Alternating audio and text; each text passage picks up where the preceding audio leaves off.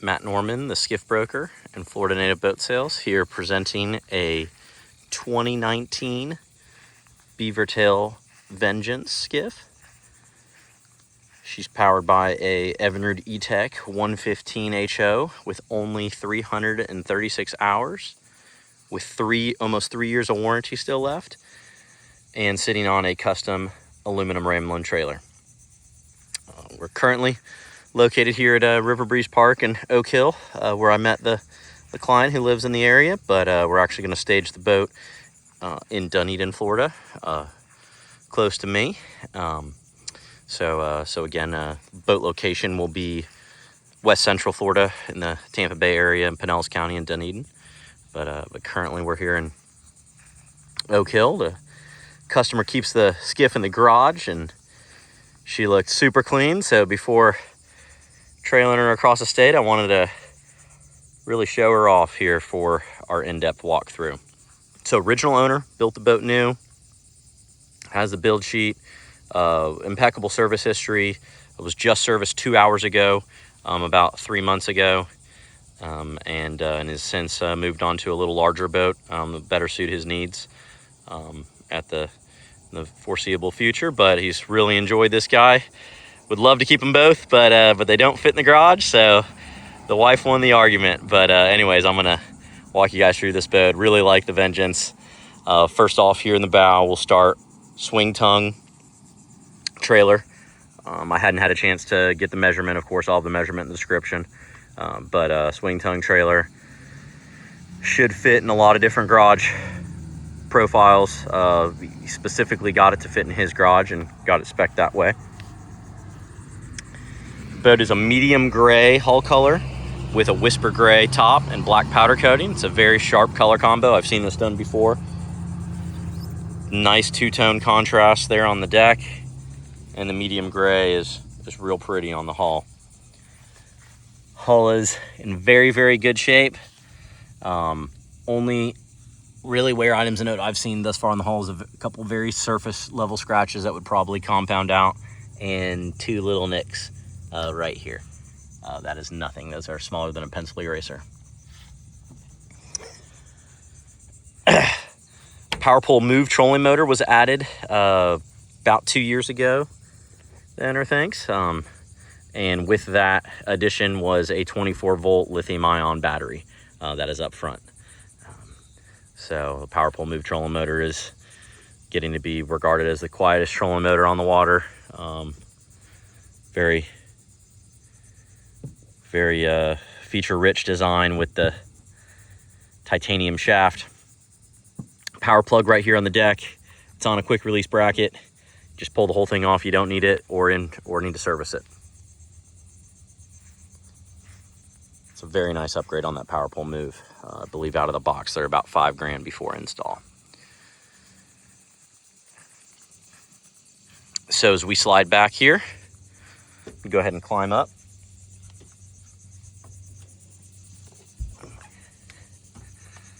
Really can appreciate that nice two-tone non-skid. So we got a little C-deck fish ruler right here, and the first of our storage lockers. We're on gas struts, and this houses the lithium-ion trolling motor battery.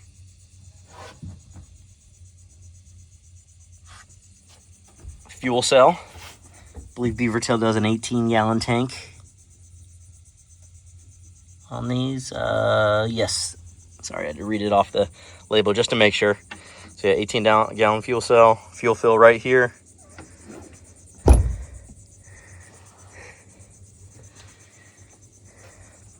And sliding back from there is the forward bulkhead, where we have 4 forward-facing rod tubes per side. This can accommodate fly rods, no problem. She is a center console configuration with a built-in jump seat. Nice gray diamond stitch upholstery in great shape. Again, this boat really shows like it's maybe a 2022, age-wise, with how well it's been cared for, and the fact that she's been garage kept. So got some cleaning supplies in here, towel in here. And this is just making sure this is not plumbed. So it is set up mostly for storage, or most people probably use that as a cooler. It does drain. One of the things that's pretty sweet is Beavertail provides access via this backrest cushion. Come on, spit it out, Matt.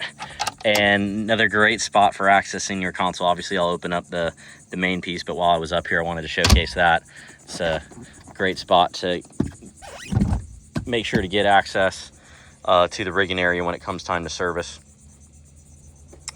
3-bank rod holder on the starboard side of the console, just on the starboard side. It's not also on the port side, but what you will see on the port side and the starboard side is a mean little JL audio package.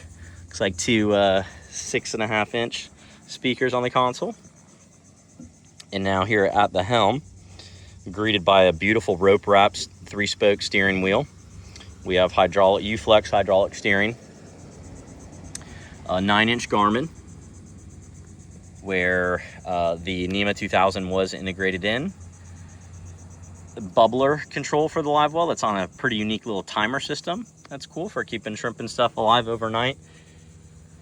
Dual cup holders, and this guy right here is a Balzout mount. You know, I didn't put it on, but I'll definitely get some still photos with it. A 12-inch Simrad NSS Evo 3S sits right up here on the Balzout system.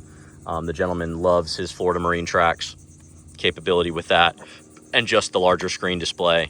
And again, you have the ability to take that on or off, right? So essentially what he does, if he's going into an exploration trip where he's never been somewhere before, he's going to bring that 12-inch Simrad. It's going to, it's going to stick up a little bit, but man, he's going to have a big screen view of his surroundings to make sure that he's going where he wants to go and can really make the most of the trip.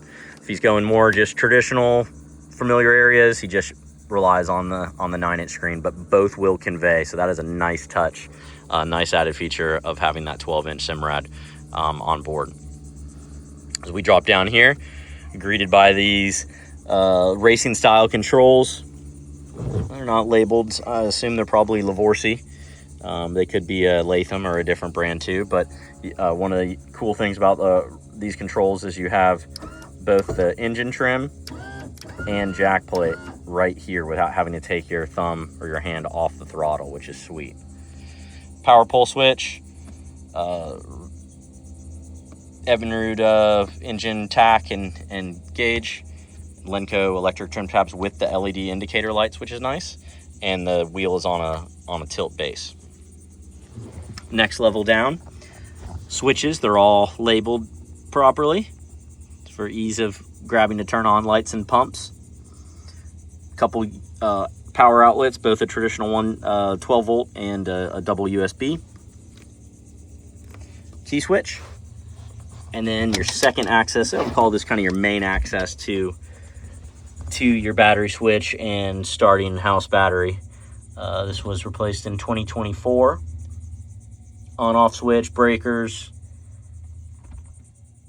There's the power pull move trolling motor remote on the charging base. There is a second remote included as well.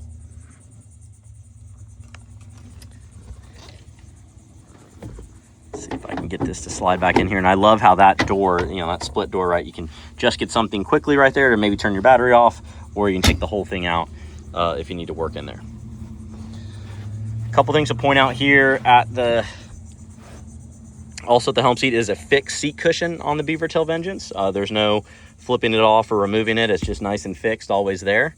There is, however, a removable backrest that I was just enjoying sitting there at the helm.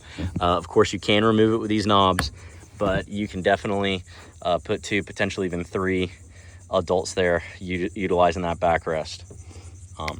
Also, a little highlight here is this cushion kind of extends a little bit forward of the aft bulkhead on the Beavertail Vengeance, and it gives you a little space, little cubby space here to maybe slide a fly box or some small tackle bag or a little soft-sided cooler kind of tuck in here and kind of be in a space you don't really need to use, but have something very quick on deck. Here there's also 2 cup holders on either side of on the gunnels, flush mounted, so he's got no shortage of cup holders on board. Do want to point out just very couple small wear and tear items up here. A few little deeper scratches in the non-skid, maybe from something dragging or just standing at the helm over time. And same thing right here, little rub mark here, maybe from a box of some kind, maybe sitting here and vibrating over the years. So very nominal. Let's take a closer look here at the aft casting deck. You have a suite of 3 hatches, center live well, and it's got Beavertail's signature logo on the clear lid. This is where there is a bubbler in addition to new water pickup. It is lighted too. These hatches are both lit as well, so early mornings you can light up these hatches and see what you have in there gear wise, know what you're doing. Very clean, nice gutter, good gasket here to keep this hatch dry. This is a linered hatch. Some of the skiffs I broker don't, so the difference is this is a finished tub right here, so it's going to give you this nice beautiful gel coat luster, and it's also going to be drained, which that is sometimes annoying on non-liner hatches, storage lockers, to not have a drain or an easy drain setup. This one will be drained right into the bilge very nicely. You can see that LED light. And that's the, forgot to point out, that is the power pole pump. It's an 8-foot blade. Again, got the live well right there. It opens up nicely.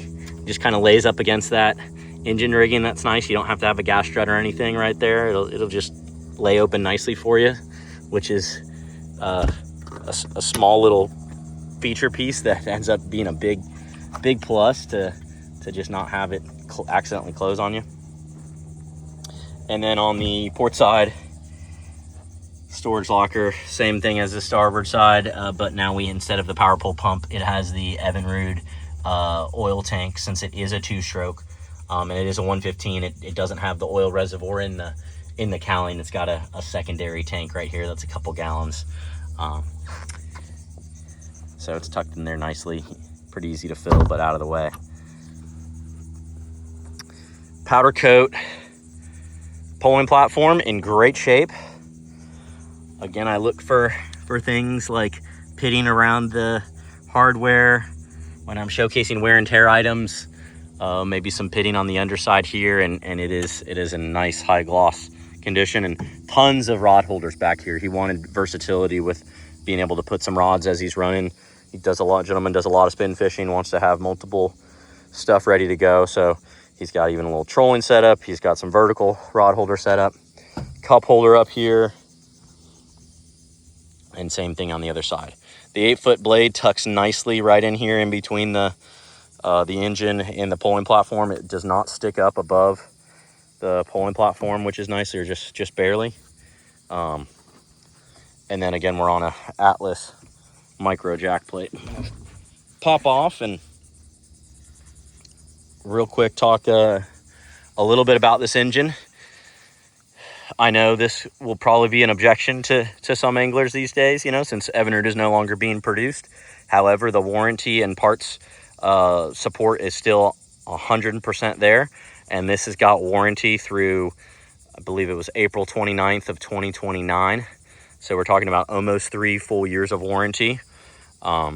If you're in the Florida area, there's an excellent Evinrude dealer here in the New Smyrna Beach area, North Causeway Marine, and on my side of the state, there's Sutherland Marine in Palm Harbor, Florida. They are both top tier and experts, and have great parts and service support.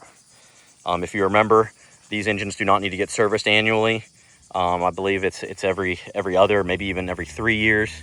The service was just completed 2 hours ago with North Causeway Marine. We have full records, and again, so really should give you trouble-free ownership, and again, only 336 hours with great service records. So I really think buyers should have confidence. I'm not going to obviously try and I fully understand where people's preferences are, right? I get clients that will be gung-ho Mercury and not want to touch a Suzuki, or Yamaha not want to touch a Mercury, or whatever.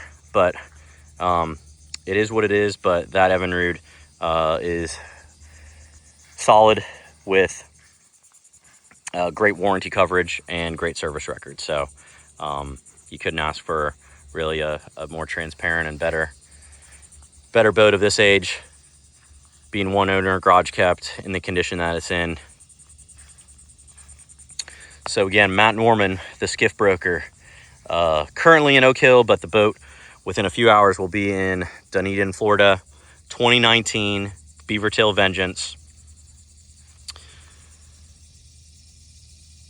Evinrude E-TEC 115 with 336 hours, 3 years of warranty, custom aluminum Ram-Lin trailer, new tires a couple years ago, new hubs just earlier this year, power pole move a year and a half ago. Again, beautiful boat. Love the gray and gray and black combo. Please reach out with any questions, and we'll see you on the water.